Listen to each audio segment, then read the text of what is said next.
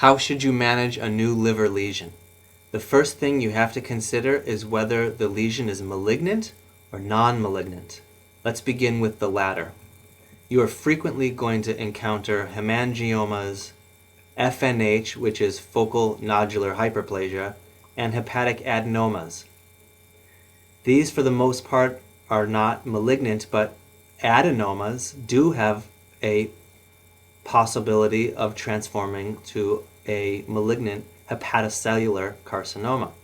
So it's important that you're able to differentiate FNH from an adenoma, and you do this with a special contrast MRI.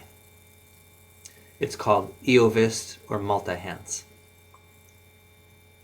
Also keep in mind that adenomas are related to the use of oral contraceptives, and that's not the case of FNH. And so patients who are deemed to have an adenoma should be advised to discontinue oral contraceptive use. Hemangiomas are not dangerous unless they grow to very large sizes. And then simple cysts are also lesions typically found in the liver and are not malignant. So let's focus now on the other hand, which is malignancy. The most common will be hepatocellular carcinoma, which is the diagnosis of a malignant hepatic neoplasm in over 3/4 of cases. You have to recognize that 80% or more of hepatocellular carcinomas arise only in a cirrhotic liver. So when forming your differential diagnosis, malignant versus non-malignant, understanding the underlying liver condition is paramount.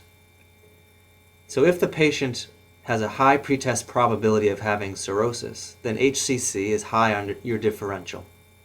What you need to make that diagnosis is must use triple phase imaging, CAT scan or MRI. What do I mean by this?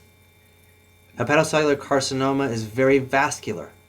So when you use triple phase, the early phase, which is the arterial phase, is going to show rapid enhancement. And the late phases, for example, the washout phase, will have no enhancement as the contrast moves through and is gone by the late phase. So early enhancement, late washout, think hepatocellular carcinoma.